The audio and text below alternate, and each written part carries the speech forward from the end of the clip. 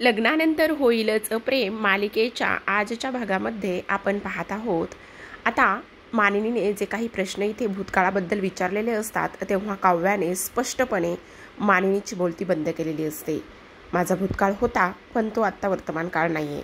माझं भूतकाळात एका मुलाबरोबर अफेअर होतं, माझं जीवापाड प्रेम होतं, पण आत्ता तसं काहीही नाही। राहिला प्रश्न की माझ्या बॉयफ्रेंडचा, तर हो होतं माझं माझ्या बॉयफ्रेंडवर अगदी मनापासून आणि जीवापाड प्रेम होतं, पण आत्ता वर्तमान काळामध्ये तसं काहीही नाही आहे। नाही मी त्याच्यासोबत कुठल्या कॉन्टॅक्टमध्ये आहे, नाही माझं त्याच्याबरोबर आणखी काही भेटणं आहे किंवा आणखी त्याच्यावरती प्रेम आहे। ह्या सगळ्या गोष्टी काव्या सांगत असते। त्यावर मानिनी म्हणत असते, मग मला एक गोष्ट सांग, आज जेव्हा बाहेर तुम्ही दोघं भेटलात, तुझी ओढणी गाडीच्या डिक्कीत अडकली होती तेव्हा तो प्रकार काय होता? त्यावर लगेचच काव्याला तो प्रकार आठवतो, कशा पद्धतीने जीवाने तिची ओढणी गाडीच्या डिक्कीतून काढून देण्याचा प्रयत्न केला होता।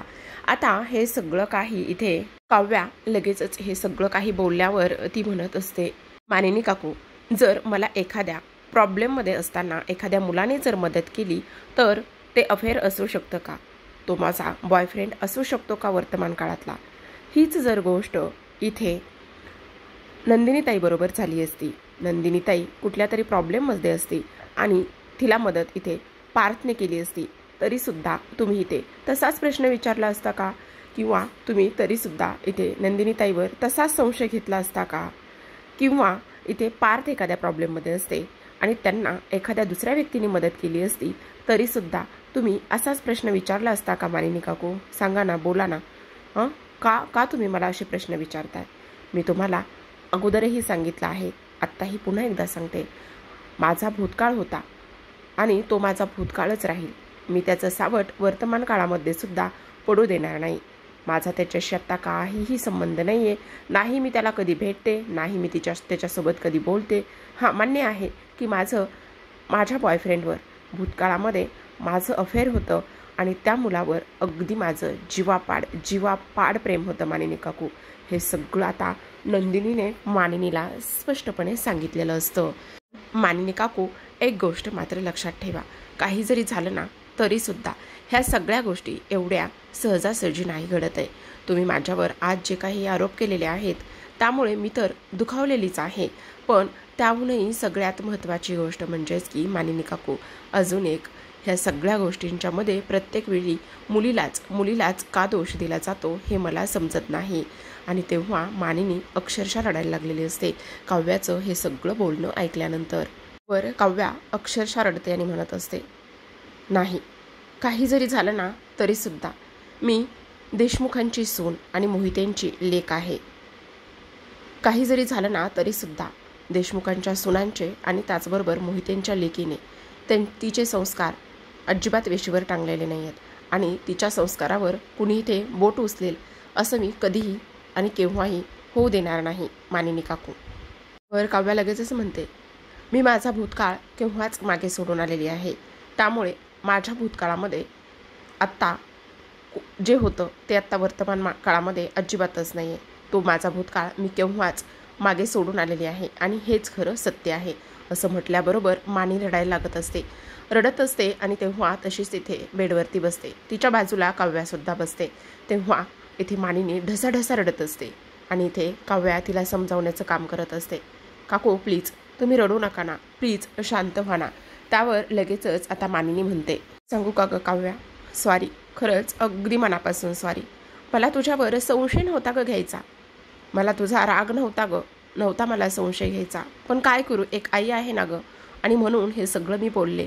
खरंच काव्या अगदी मनापासून सॉरी, पण बघ ना, तुमचं लग्न ज्या परिस्थितीत झालंय आणि त्यामुळे माझ्या मनात हे सगळे प्रश्न येणं साहजिक आहे आणि तुझा भूतकाळ असू दे, मला त्याच्याबद्दल काही घेणं देणं नाही आहे। कोणाचाही सगळ्यांचाही पास्ट असतोच काही ना काही, पण तरीसुद्धा एक गोष्ट सांगते, माझा पार्थ खूप साधा भोळा आहे गं। तुम्ही माझ्या मुलांना नेहमी आनंदात सुखात ठेवावं अशीच इच्छा आहे। तुम्ही त्यासाठी माझ्याकडे काहीही मागा, मी तुम्हाला सगळं तुमच्या पायाशी आणून देईल, पण माझ्या मुलांना फसवू नका। माझा पार्थ खूप साधा भोळा आहे। तुमच्यामध्ये लग्न झाल्यानंतर प्रेम होण्यासाठी वेळ घ्या, पाहिजे तेवढा वेळ घ्या, हवं तेवढा वेळ घ्या, पण पण माझ्या मुलांना दुखवू नका गं. त्यांच्यावर भरभरून प्रेम करा, त्यांचा विश्वास जिंकवा. त्याचबरोबर इथे त्यांना धोका देऊ नका. हे सगळं मानिनी आता काव्याला बोलत असते. खरं सांगू का, आज मला समाधान वाटतंय. पण ह्या सगळ्या गोष्टीबद्दल मी तुला जे विचारले ते पार्थला सांगू नकोसा. कारण दारावरती दार वाजत असतं. बाहेर कोण आहे ह्या दोघींना माहिती नसतं. त्यांना वाटतं पार्थच आहे. आता लगेचच मानिनी म्हणत असते, आले.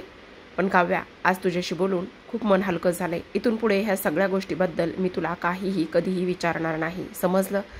पण तुला एक गोष्ट सांगू, हा जो बाहेर उभा आहे ना पार्थ, त्याची साथ तू कधीच सोडू नकोस. आणि त्याला आत्ता हे जे काही आपल्यामध्ये बोलणं झालंय ना, त्या सगळ्या गोष्टीबद्दल काहीही सांगू नकोस, असं आता मानिनी इथे काव्याला म्हणत असते. तेव्हाच पुन्हा एकदा दरवाजा उघडायला जाते. तर इकडे काव्याकडे पाहते आणि म्हणत असते, काव्या, हा जो बाहेर उभा आहे ना पार्थ, त्याची साथ कधीही सोडू नकोस, असं मानिनी म्हणते. पण प्रेक्षकांना तिला कुठे माहिती आहे बाहेर कोण आहे नेमकं. तर तेव्हा मानिनी दरवाजा उघडते आणि दरवाजा उघडल्यानंतर इकडे समोर जीवा असतो. तेवढ्यातच मानिनी म्हणत असते, जीवा तू. पण इकडे तर काव्याला ते शब्द आठवतात की मानिनी म्हणते की हा जो बाहेर उभा आहे ना त्याची साथ तू कधीही सोडू नकोस म्हणून. बापरे, काय नियती आहे आणि काय खेळ आहे प्रेक्षकांनो, पहा तर. हे लगेचच मानिनी त्याला म्हणत असते, तू? तेव्हा अगं हो मीच का, काय झालं? नाही काय नाही, मला वाटलं पार्थ आहे. अगं चल पटकन. आणि पार्थ कुठे आहे? हां, ते आणि बाबा बाहेर चेस खेळतायत. आता बाबांना एवढी भूक लागली, ते म्हणतायत हे घोडे हत्ती पोटात घालू की काय? त्यावर मानिनी म्हणते, नाही नाही, सांग त्यांना त्याची काही गरज नाही आहे. खूप सारे मोदक आहेत म्हणाव, भात आहे, त्याचबरोबर टोमॅटोचं सार आहे. चला सगळेजणच जेवण करूयात काय, चल पटकन, असं म्हणूनच आता मानिनी निघून जाते. तर जीवा इकडे काव्याकडे पाहतच असतो आणि त्याला कळत नाही हे सगळं काय आहे म्हणून. आणि आत्ता इथे आई हिच्या खोलीमध्ये काय करत होती आणि कशामुळे आलेली आहे ही गोष्ट मात्र इथे त्याला समजली नाही. आता जीवासुद्धा इथे निघून जातो. तर काव्याच्या मनामध्ये खूप काही प्रश्न इथे निर्माण झालेले असतात. ती विचार करते, आज फक्त मानिनी काकूंनी मला पाहिलं आहे, पण त्यांनी जीवाला पाहिलं नाही. जीवाला जर पाहिलं असतं तर खूप मोठा प्रॉब्लेम झाला असता. इथून पुढे काळजी घ्यावी लागेल असा विचार इथे ती करते. बरोबर आता संध्याकाळची सगळ्यांची हलकी फुलकी जेवणं झालेली असतात आणि गणपतीचं विसर्जन झालेलं असतं. त्यामुळे आता आनंदाचं वातावरण असतं. इकडे जीवा आणि त्याचबरोबर नंदिनी बेडवरती असतात, झोपण्याची तयारी करत असतात. आता इकडे मात्र लगेचच जीवा म्हणत असतो, काय मग 2 दिवस खूप मजा आली ना, गणपती होते तर चकाचक बाई. त्यावर लगेचच आता नंदिनी म्हणत असते, हो ना, मला तुम्हाला टोमणा मारायचाच असतो का हो पसारेवाले? मग तू काय करते? तू तर शोधून मला टोमणा मारत असतेस. ते काय आहे ना, तुम्ही टोमणा नका हो घेत जाऊ, तुम्ही ती कॉम्प्लिमेंट घेत जा, असं म्हटल्यानंतर आता इकडे जीवा हसायला लागत असतो. तर आता नंदिनी म्हणत असते, हो पण खरं सांगू का जीवा, हे सगळं काही तुमच्यामुळे खूप छान झालं. म्हणजे पहा ना, तुम्ही गणपती आणण्यापासून तर विसर्जनापर्यंत सगळं काही कसं छान केलेलं आहे, असं आता इथे नंदिनी बोलत असते. त्यावरच आता जीवा म्हणत असतो, ते होय, ते तर काय ग, माझा असा डाव्या हाताचा खेळ आहे काय, आणि ह्या सगळ्या गोष्टी करायला मला मुळात खूपच जास्त आवडतं, त्यामुळे तू नको काळजी करूस. पण जीवा, मला एक गोष्ट सांगा, तुम्हाला काउन्सलर काय म्हणाले हो? त्यावर जीवाला ते सगळं काही आठवत असतं. कारण जीवाला काउन्सलरने विचारलेला प्रश्न असतो, 1 महिना कसा गेला? त्यावर जीवाने सांगितलेलं असतं की 1 महिना तर खूपच आनंदाचा गेला, मग 5 महिने आहेत तुमच्याकडे लग्न वाचवण्यासाठी, असं म्हणता क्षणी आता लगेचच हे आठवल्यावर जीवा म्हणत असतो, नाही काही नाही. असं कसं काही नाही आहे? खरं सांगा, काय म्हणाला काय काउन्सलर तुम्हाला? आता मी तुम्हाला चांगली ओळखायला लागलेली आहे. खरं सांगा बरं. ते जाऊ दे, तुला काय म्हटला ते सांग ना. काउन्सलर बोल ना, काय म्हटले वकील? त्यावर लगेचच आता नंदिनी म्हणत असते, नाही फारसं असं काही नाही म्हटले मला. कसं नाही काय म्हटले? ठीक आहे, तुम्हाला जर नसेल सांगायचं तर नका सांगू. अगं असं काय हे ओ पसारेवाले, तुम्हाला जर सांगायचं असेल तर सांगा, नाहीतर नाही सांगितलं तरी सुद्धा चालेल. तर आता लगेच जीवा म्हणत असतो, पण 1 महिना मी सांगतो, 1 महिना चांगला गेला मी असं त्यांना सांगितलं. त्यावर 5 महिने आहेत तुमच्याकडे. आणि नंदिनी मला एक गोष्ट सांग, ह्या 5 महिन्यामध्ये जर तुला माझ्याबरोबर संसार करायचा आहे किंवा आपलं लग्न टिकवायचा विचार जर तुझ्या मनामध्ये आला तर? पण त्यावर नंदिनी म्हणत असते, नाही तसं काही एक होणार नाही. लग्न ह्या विषयाला मी कधीच फुलस्टॉप केला आहे आणि आता मला लग्न आणि टिकवण्यात आणि संसार करण्यामध्ये काहीही इंटरेस्ट नाही आहे. आणि लगेचच ती गुड नाईट म्हणून झोपी जाते. तर इकडे आता लगेचच जो जीवा आहे तो म्हणत असतो, पण 1 महिन्यात मी एवढी प्रगती करू शकतो तर राहिलेल्या 5 महिन्यात मी काहीही करू शकतो. आणि ह्या 5 महिन्यामध्ये मी लग्न टिकून दाखवणार हे मात्र नक्की आहे, असं जीवाने आता स्वतःलाच चॅलेंज केलेलं असतं. तर इकडे आता नंदिनी झोपते. नंदिनी झोपल्याबरोबरच आता जीवा जो आहे तो सुद्धा तिच्या अंगावर अर्धवट पांघरून ओढतो आणि अर्धवट पांघरून ओढूनच तो आता गुड नाईट म्हणत असतो. तर इकडे आता नंदिनी तर छान झोपलेली असते. खरं तर ती नाटक करते की काय, आता पुढे बघूयात. तर आता जीवासुद्धा तिच्या बाजूला झोपतो. इकडे काव्या खूप मोठ्या विचारामध्ये हरवलेली असते. तिला काही केल्या झोप येत नसते. पार्थ मात्र शांतपणे झोपलेला असतो. आता लगेचच इकडे जीवा पुन्हा एकदा तिला म्हणतो, नंदिनी. त्यावरच ती म्हणत असते, हां बोला ना, काय झालं? पण मला असं का वाटतंय की आपला हा महिना एका खूप जास्त आनंदात गेलाय. तेव्हा ती म्हणते, हो आनंदात तर गेलाच आहे, पण लग्न टिकवणं ह्याबद्दल माझं अजूनसुद्धा दुमत आहे. आता इकडे जीवा मनातच विचार करतो, नंदिनी, ह्या महिन्यातले 2 दिवसात तुझ्या चेहऱ्यावरचा जो हसू, जो आनंद मी परत आणलेला आहे ना, तो नक्कीच मी इथून पुढचे सगळे दिवस परत आणण्याचा प्रयत्न करेल. ह्या 2 दिवसामध्ये काही घडो अथवा न घडो, तुझ्या चेहऱ्यावरचा आनंद आणि त्याचसोबत इथे तुझं ते हसणं मला खूप जास्त आवडलेलं आहे. त्यावरच आता नंदिनी पुन्हा म्हणते, अहो पसारेवाले, झोपा, मला खूप झोप आलेली आहे, मी खूप थकलेली आहे, मला आत्ता नितांत झोपेची गरज आहे, समजलं? त्यावर लगेच जीवा म्हणत असतो, हो हो हो हो चकाचक बाई, ते सगळं काही समजलंय, आता चला झोपा, मी सुद्धा झोपतो, काही गरज नाही आहे गप्पा मारत बसण्याची वगैरे. असं म्हणूनच आता जीवासुद्धा झोपण्याची तयारी करत असतो. कारण नंदिनीने तर ऑलमोस्ट सांगितलेलं असतं की मला आता प्रचंड झोप आलेली आहे आणि त्यामुळे तुम्ही सुद्धा झोपणं तेवढंच जास्त गरजेचं आहे, असं म्हणून आता इकडे झोपायला लागलेले असतात. पण आपला जीवा मात्र कसा आहे, टॉन्ट मारण्यामध्ये एकच नंबर. कारण टॉन्ट मारणं हे त्याला चांगलंच जमतं आणि नंदिनीला हसवणं म्हणजे काही त्याच्यासाठी काही वेगळी गोष्ट नाही राहिलेली. आता आपली नंदिनी कशावरूनही हसायला लागलेली असते. आता नंदिनीच्या चेहऱ्यावरचा आनंद बघणं आणि त्याचसोबत इथे हॅपी ठेवणं, ह्या सगळ्या गोष्टी आता फक्त आणि फक्त इथे जीवाला करायच्या असतात आणि त्यामुळेच जीवाची ही एवढी मोठी सगळी काही तडजोड सुरू असते. तर आता प्रेक्षकांनो फायनली इकडे जीवा आणि नंदिनीचं नातं जे आहे ते वेगळ्या वळणावर येऊन तर पोहोचलेलं आहे, हे आपण तर पाहतच आहोत. पण त्याहूनही सगळ्यात महत्त्वाची गोष्ट म्हणजे की इकडे काव्याच्या आणि त्याचबरोबर पार्थच्या आयुष्यात काय घडामोडी होणार आहेत हे पाहणं खूप जास्त रंजक असतं प्रेक्षकांनो.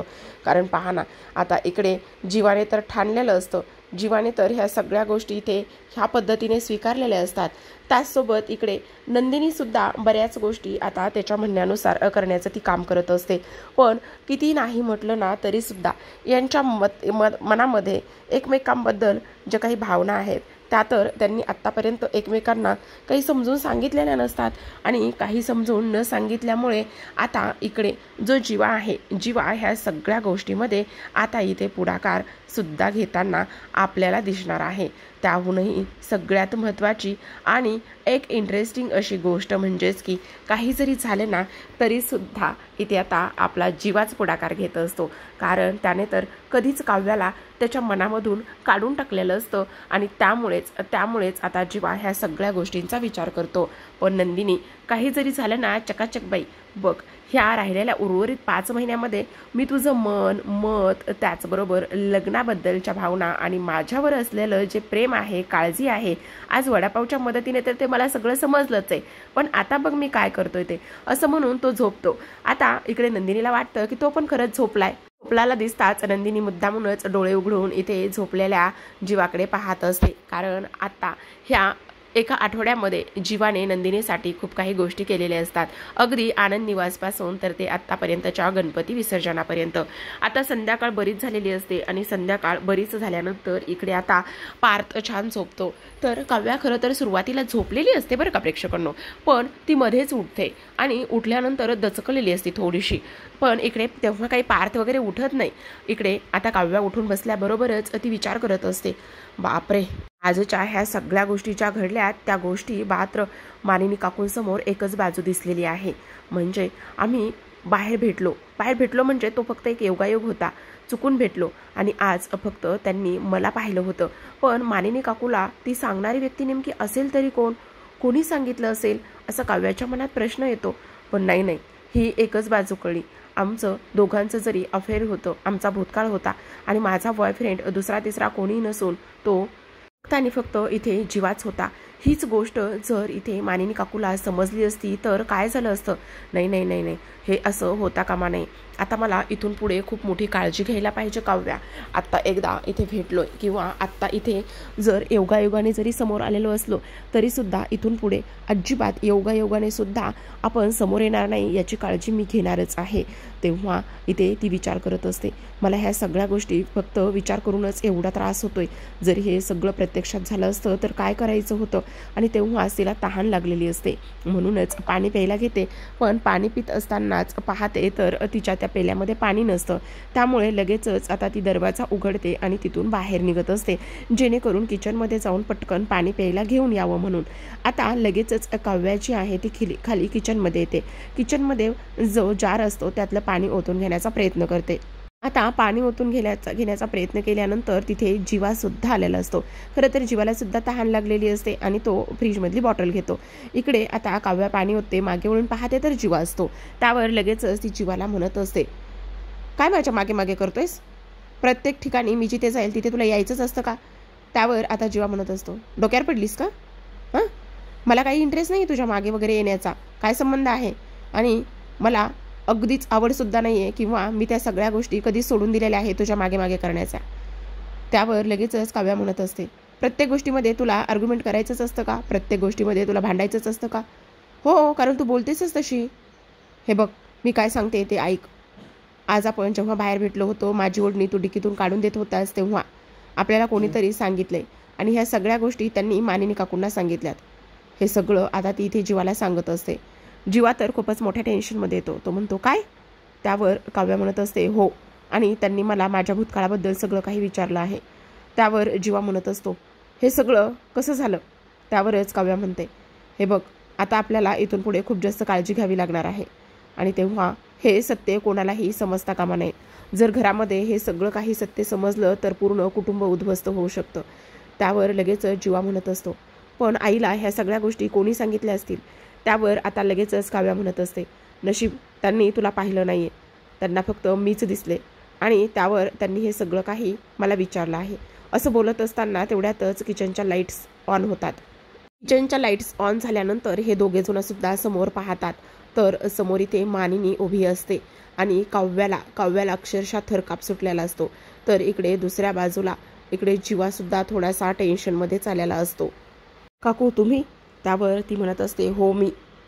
आणि तेव्हा काय रे, काय गे तू काल मला एवढं घोळात घेतलंस, एवढं गोलगोल आणि गोडगोड बोलून एवढं फिरवलंस, एवढी माझी बाजूनी बोलत होतीस, सगळं मला पटवून देण्याचं काम केलंस.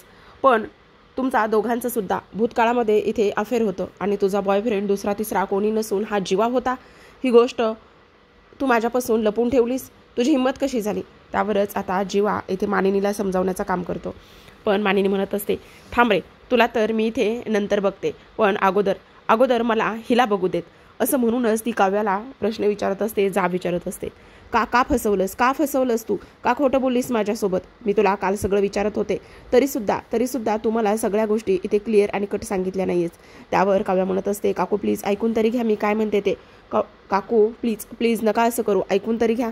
पण इकडे आता मानिनी काहीच ऐकायला तयार नसते. ती खूप जास्त चिडचिड करत असते, रागराग करत असते, भांडत असते, काहीही मनाला वाटत ते बोलत असते.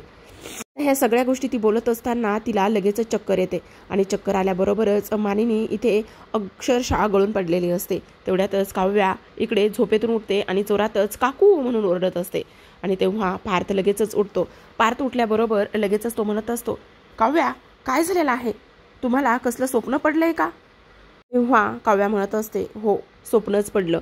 पण काव्या एवढी घाबरलेली असते की अक्षरशः प्रेक्षकांनो इथे त्या पोरीनं अक्षरशः ताप काढून घेतलेला असतो. आजारी पडलेली असते काव्या, कारण एवढा धसका आणि एवढं सगळं काही एकटीनं सहन करणं काही शक्य नाहीये. तर आता प्रेक्षकांनो पुढील भाग खूपच रंजक असा झालेला आहे. आपला पार्थ मात्र खूपच रोमॅन्टिक होऊन काव्याची काळजी घेणार असतो. तर इकडे मानिनीने सुनीताला फोन केलेला असतो आणि ती म्हणत असते, काय ग सुनीता, काल माझ्या सुनेबद्दल आणि तिच्या भूतकाळातील अफेअरबद्दल तू मला सगळ्या गोष्टी सांगितल्यास आणि माझे कान भरलेस. माझ्या सुनेचं असं काहीही नाहीये, तू असं का केलंस? त्यावर सुनीता तिला म्हणत असते, नाही मानिनी, तुझं काहीतरी चुकतंय. अगं एखाद्याच्या नजरेत एखाद्याच्या डोळ्यात बघून मी सांगू शकते की त्याचं काय चालू आहे आणि तो कोणाच्या प्रेमात पडलाय, ती व्यक्ती प्रेमात पडली की नाही हे मी फक्त आणि फक्त इथे त्याच्या डोळ्यात बघूनच सांगू शकते, असं आता सुनीता मानिनीला सांगते. तर इकडे आता मानिनी पुन्हा विचारात पडलेली असते. तर आता इकडे काव्य आजारी असते, त्यामुळे पार्थ जीवाशी बोलत असतो. किचनमध्येच असतो खरं तर. तो म्हणतो, जीवा खरं सांगू का, काव्या रात्रीपासून आजारी पडली आहे. खरं सांगू का तुला, तर मला ऑफिसला खूप महत्त्वाची मीटिंग आहे. मला ऑफिसला सुद्धा जायचं आहे, पण मला काव्याची सुद्धा काळजी रे. त्यावर आता जीवा म्हणत असतो, तुझं असं म्हणणं आहे का की ते काव्याची काळजी मी घ्यावीस म्हणून. त्यावर लगेचच पार्थ म्हणत असतो, हो नक्कीच. पण जीवा म्हणत असतो, अरे दादा, ती तुझी बायको आहे, मग तू तिची काळजी घे ना. हवं तर मीटिंग वगैरे तू इथे ऑनलाईन घरूनच करून घे, किंवा हे बघ, माझ्याच्याने जे काम होतं असेल बाहेरचं ते मला सांग. असं म्हटल्यानंतर आता पार्थला खरं तर त्याचं म्हणणं पटतं. इथे मात्र जीवा आणि काव्याला इथे एकत्र आणण्यासाठी तर हा आपल्या पार्थचा प्लॅन नसेल ना. पण नाही प्रेक्षकांनो, तसं अजिबात समजू नका, कारण इथे पार्थलाच तिची काळजी घ्यायची असते. आता पार्थ दिवसभर तिच्या बाजूला बसून असतो. काव्या अभ्यास करत असते आजारी असताना सुद्धा.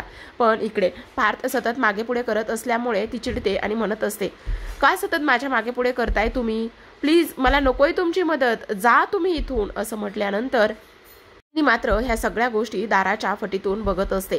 आणि दरवाजातून बघितल्यानंतर इथे पुन्हा मानिनीला खूप मोठा धक्का बसतो.